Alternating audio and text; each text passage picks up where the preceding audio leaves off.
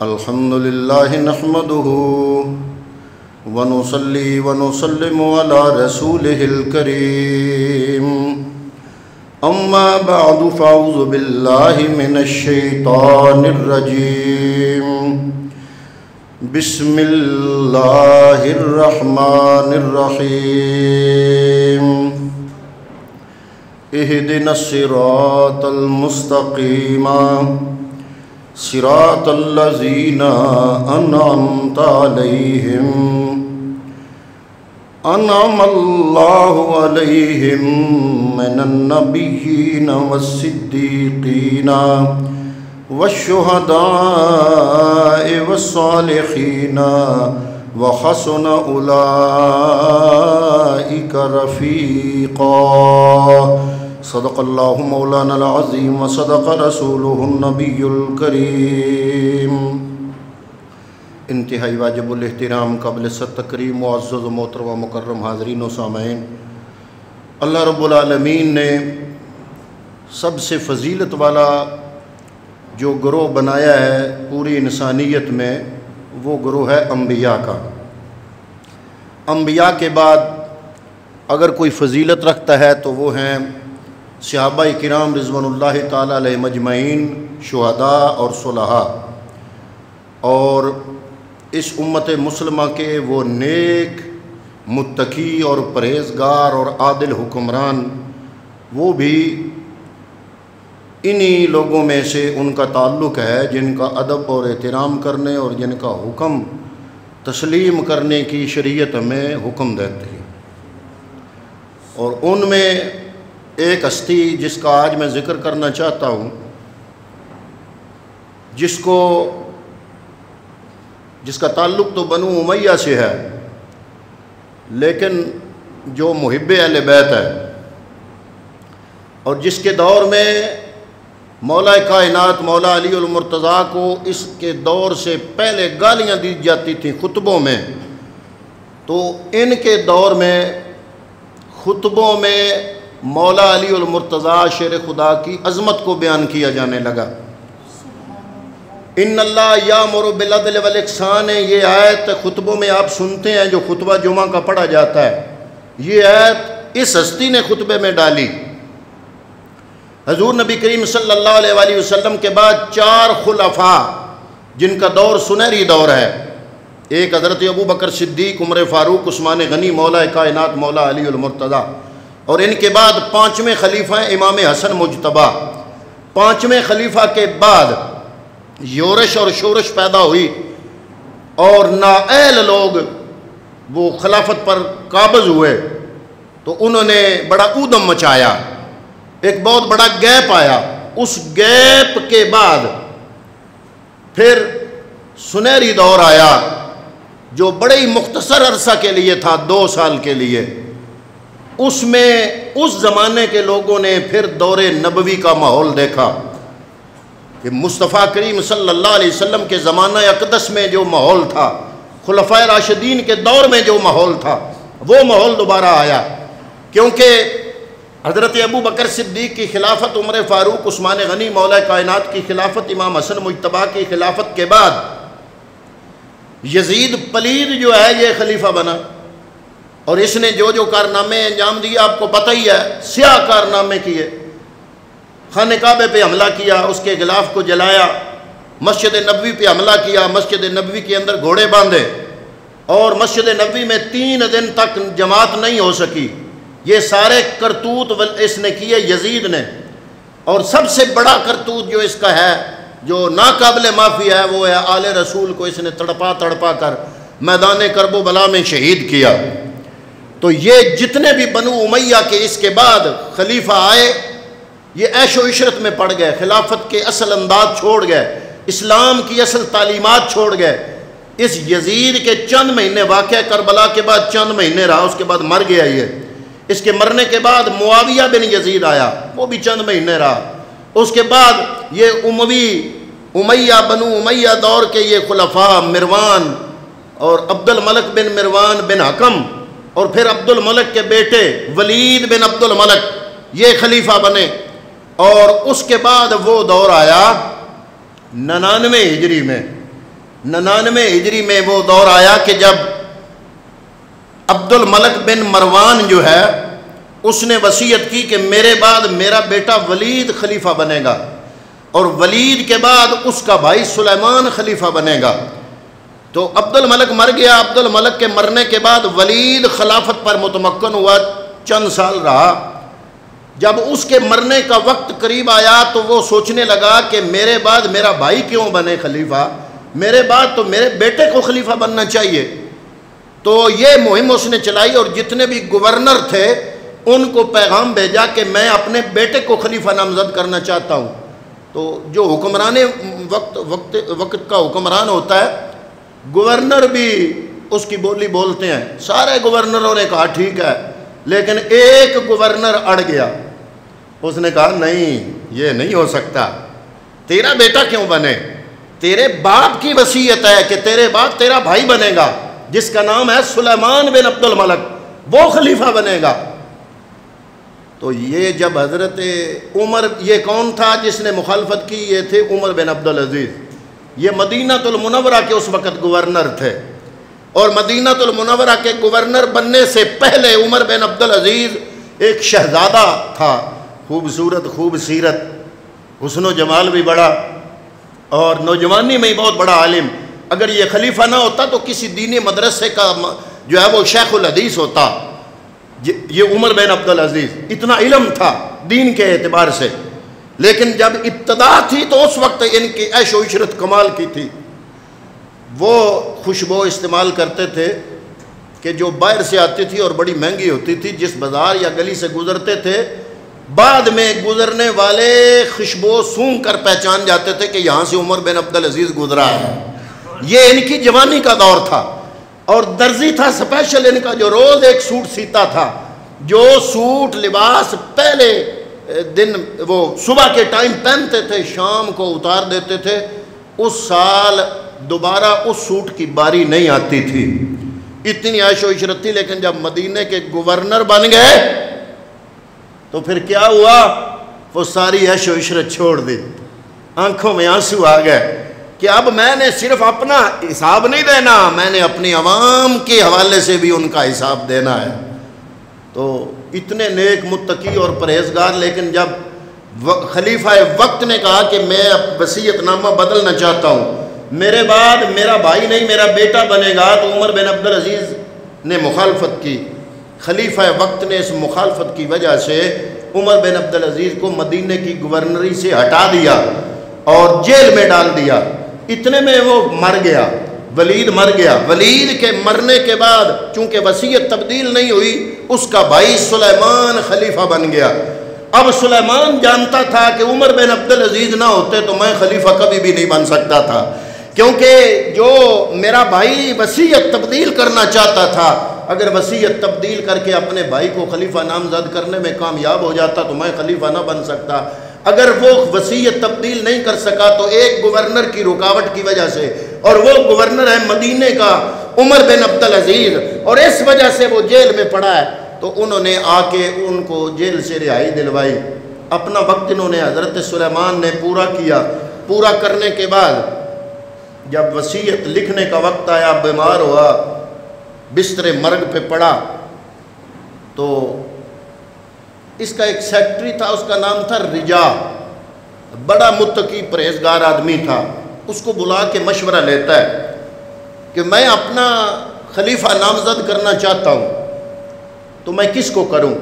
اب وہ نیک تو تھا لیکن خلیفہ وقت کے سامنے بولنا بھی نہیں چاہتا تھا۔ اس کی خواہش تھی کہ اس کے بعد عمر بن عبدالعزیز بنے، لیکن نام نہیں لینا چاہتا تھا۔ اس نے کہا کہ خلیفہ صاحب آپ نام لیتے جائیں، جو نام مجھے مناسب لگا میں وہ نام آپ کی زبان سے لیے ہوئے ناموں میں سے وہ نام آپ کے سامنے لے دوں گا۔ تو یہ نام لیتا رہا، پہلے بیٹوں کے نام لیے، بھائی کے نام لیے، تو یہ آپ کا بہنوئی تھا۔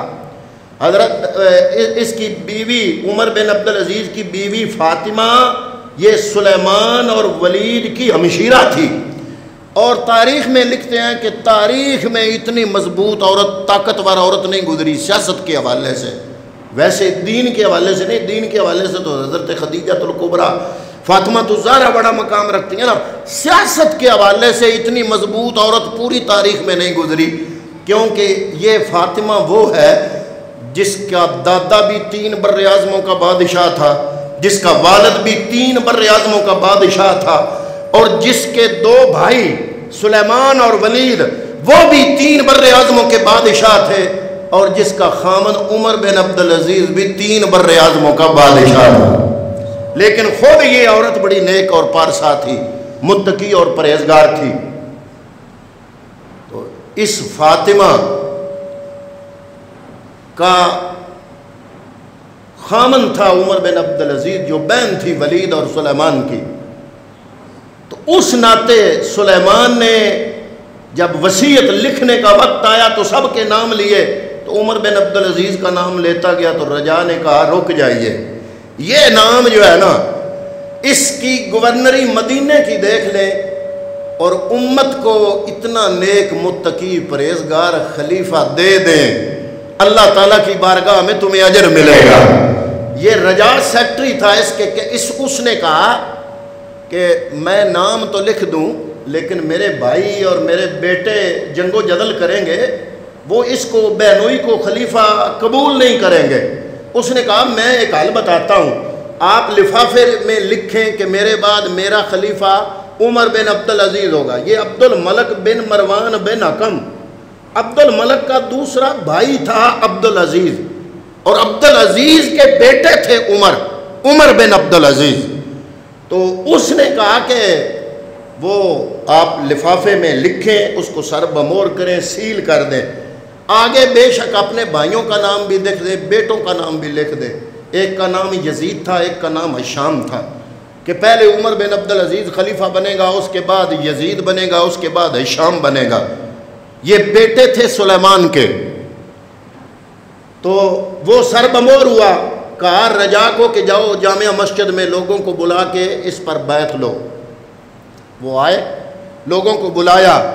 جب لوگ اکٹھے ہوئے تو یہ یزید اور ہشام جو اس کے بیٹے تھے نا سلیمان کے, یہ کہتے ہیں کہ اگر ہمارا نام نہ ہوا تو ہم بیعت نہیں کریں گے, بتاؤ اس میں ہمارا نام ہے؟ رجا کہتا ہے آپ کا نام ہے, نام تو تھا نا, چاہے عمر بن عبدالعزیز کے بعد تھا لیکن نام تو لکھا تھا نا. تو وہ کہتا ہے نام تو ہے آپ کا. اتنے میں عمر بن عبدالعزیز آئے, انہوں نے کہا میں نے بیعت نہیں کرنی اتنے تک جتنے تک تم نے بتانا نہیں, کہیں میرا نام تو نہیں ہے اس میں, میں نہیں چاہتا خلافت, اگر میرا نام ہوا تو میں بیعت نہیں کروں گا. رجا کہتا ہے میں نے ساری زندگی جھوٹ نہیں بولا, نہ اس واقعہ سے پہلے نہ اس واقعہ کے بعد, صرف اس دن میں نے جھوٹ بولا. میں چاہتا تھا مسلمانوں کو ایک نیک عادل متقی حکمران مل جائے. وہ نیک متقی پرہیزگار حکمران دینے کے لیے رجا کہتا ہے میں نے پہلا جھوٹ بولا. جب عمر بن عبدالعزیز نے پوچھا کہیں میرا نام تو اس میں نہیں ہے, تو وہ کہتا ہے پہلا جھوٹ بولا. میں نے کہا نہیں جناب آپ کا نام نہیں ہے. انہوں نے کہا پھر ٹھیک ہے میں بھی بیعت کرتا ہوں. سب نے بیعت کی, بند لفافے سے بیعت ہوئی. کہا لفافہ کھولو. جب لفافہ کھولا بنو امیہ کے چہرے لٹک گئے, اور جب عمر بن عبدالعزیز کا نام پڑھا سنا گیا کہ جناب سلیمان کے مرنے کے بعد یہ خلیفہ ہوں گے, تو یہ اعلان سننے کے بعد عمر بن عبدالعزیز بے ہوش ہو گئے. 38 سال عمر تھی, 38 سال, 38 ایئر کا نوجوان. جب یہ فوت ہوئے اور جب یہ خلافت کا اعلان کیا جا رہا تھا تو 35 سال کچھ مہینے کی عمر تھی عمر بن عبدالعزیز کی. لوگ ان کو عمر ثانی اس لیے کہتے ہیں کہ جو عمر فاروق کا دور تھا, عمر بن عبدالعزیز اپنے دور خلافت میں وہ ماحول واپس لایا. اتنی تبدیلی آئی, تاریخ میں لکھا ہے کہ بنو امیہ کے دور میں بڑی عیش و عشرت ان بادشاہوں نے کی. بنو امیہ کے بادشاہ لوگوں کے مال چھینے, جاگیریں قبضہ کی, زمینوں پہ قابض ہوئے, بڑا کچھ کیا.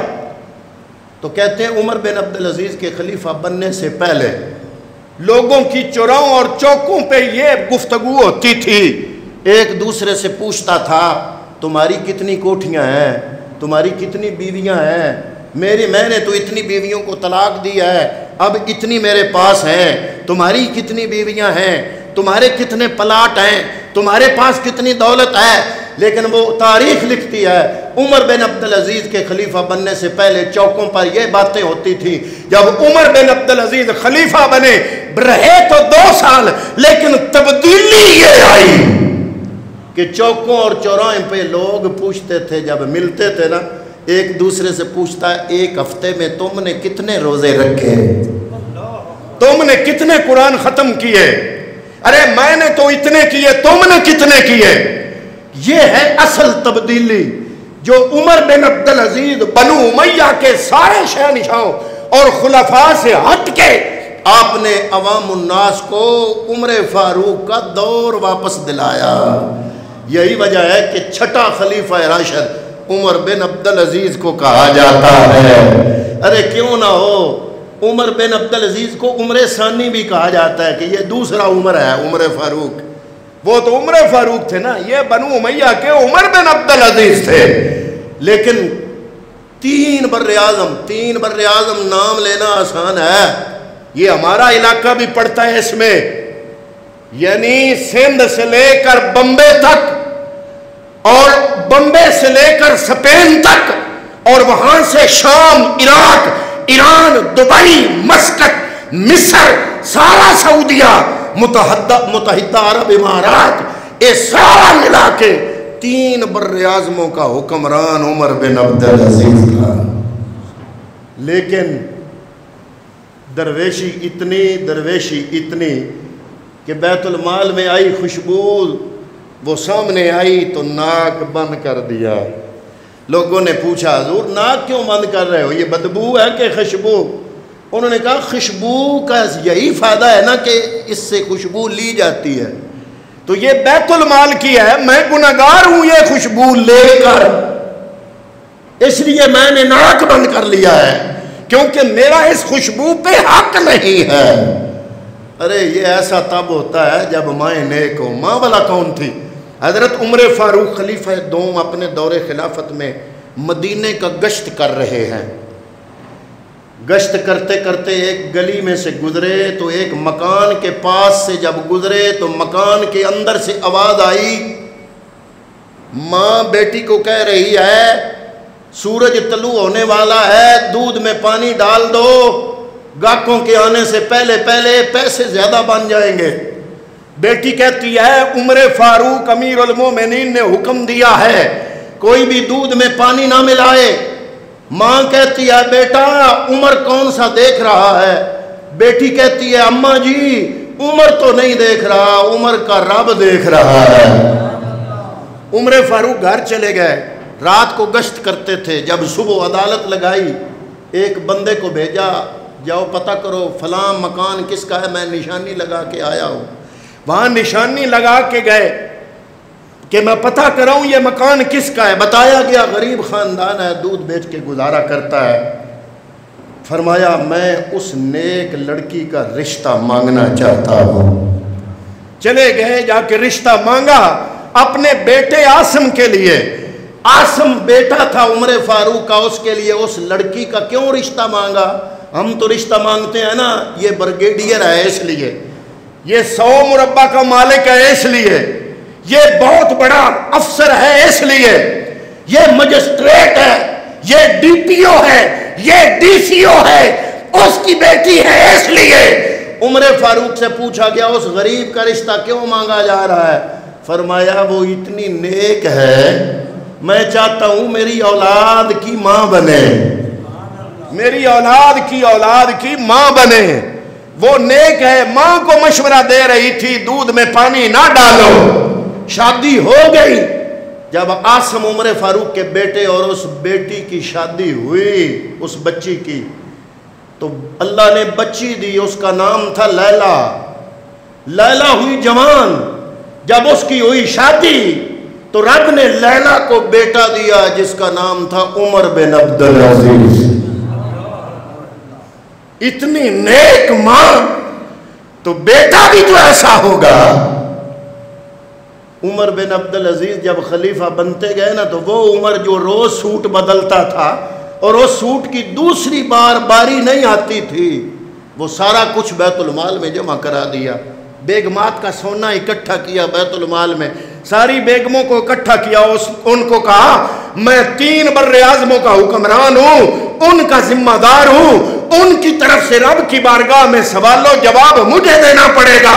جو موج مستی پہلے تھی، جو عیش و عشرت پہلے تھی، اب وہ چھوڑنی پڑے گی۔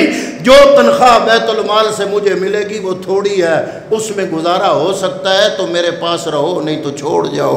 باقی بیویاں چھوڑ گئیں، ایک فاطمہ رہی، وہ فاطمہ جو ولید اور سلیمان کی بہن تھی، عبد الملک بن مروان بن حکم کی بیٹی تھی، جس کا باپ بھی 3 بر اعظموں کا بادشاہ، 2 بھائی بھی 3 بر اعظموں کے بادشاہ، اور خامن بھی 3 بر اعظموں کا بادشاہ، وہ تھی فاطمہ۔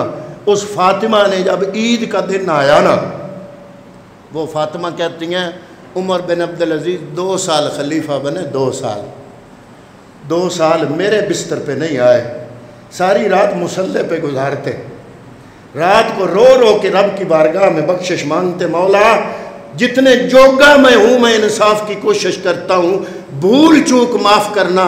2 سال عمر بن عبدالعزیز پر غسل فرض نہیں ہوا، تھے میرے کمرے میں لیکن میرے بیڈ پر نہیں آئے، مصلے پہ بیٹھ کے روتے تھے۔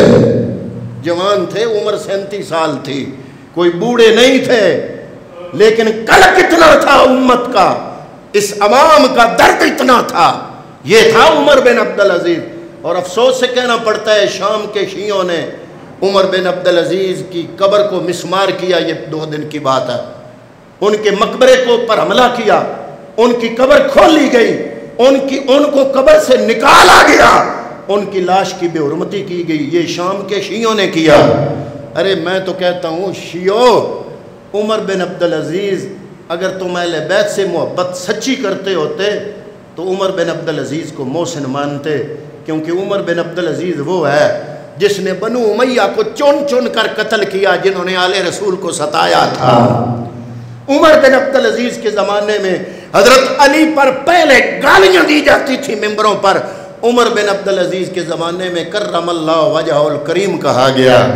عمر بن عبدالعزیز کے زمانے میں قرآن کی یہ ہے جو آپ خطبوں میں سنتے ہو، ان اللہ یامر بالعدل والاحسان، خطبوں میں شامل ہے، عمر بن عبدالعزیز کے دور میں یہ شامل کی گئی۔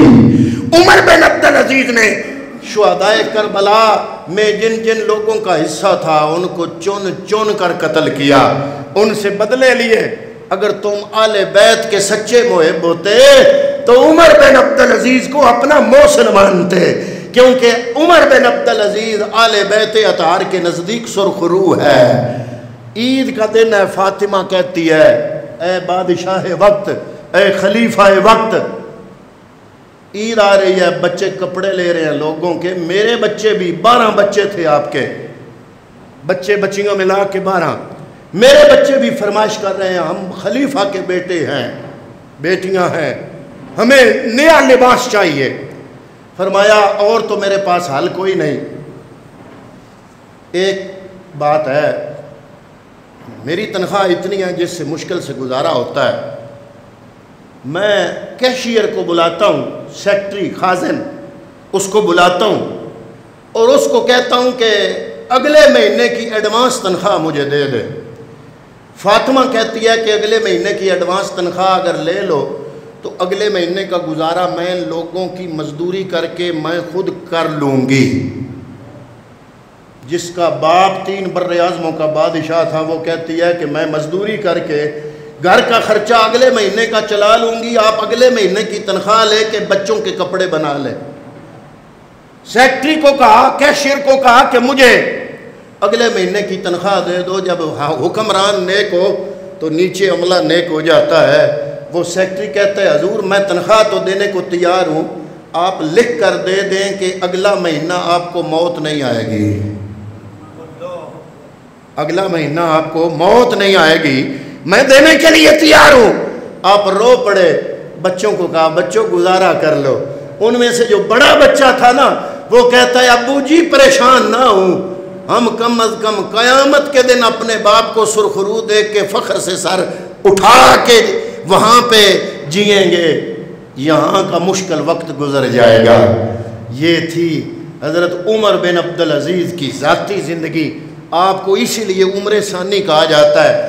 زہر دے کر ان کو شہید کیا گیا صرف 2 سال، کیونکہ نیک آدمی تھے، متقی اور پرہیزگار خلیفہ اور بادشاہ، یہ لوگ برداشت نہیں کر سکتے، ان کے اپنے خاندان والے برداشت نہیں کر سکتے۔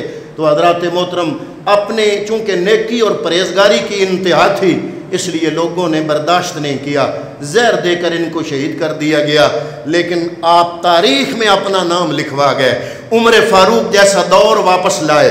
آپ کے دور میں 3 بر اعظموں میں کوئی مظلوم نہ رہا، کوئی غریب نہ رہا، کوئی ایسا بندہ نہ رہا، کوئی ایسا بندہ نہ رہا جو تنخواہ یا جس کے ذمے اتنی غربت ہو کہ وہ زکوٰۃ لے سکے۔ زکوٰۃ دینے والے بہت تھے، زکوٰۃ لینے والا کوئی نہیں تھا۔ یہ دور تھا حضرت عمر بن عبدالعزیز رحمۃ اللہ تعالی علیہ کا، ایک سنہری وقت تھا۔ لیکن افسوس ان کے ٹومب، ان کے روضہ عطر، ان کی قبر انور کو ان پر حملہ کیا گیا، آپ کی لاش کو نکالا گیا اور اس لاش کی بے حرمتی کی گئی۔ اور یہ سارے کام ہم مسلمان کر رہے ہیں اپنے ہیرو کے ساتھ، جس نے اس لہجے میں حکومت کی کہ جس کو خلیفہ راشد، چھٹا خلیفہ راشد گنا جاتا ہے، اس کا نام ہے عمر بن عبدالعزیز۔ دعا ہے کہ اللہ تعالیٰ آپ کے درجات بلند فرمائے اور حضرت عمر بن عبدالعزیز کی حکمرانی کا صدقہ ہمیں بھی نیک حکمران عطا فرمائے۔ وما علیہ الا البلاغ المبین۔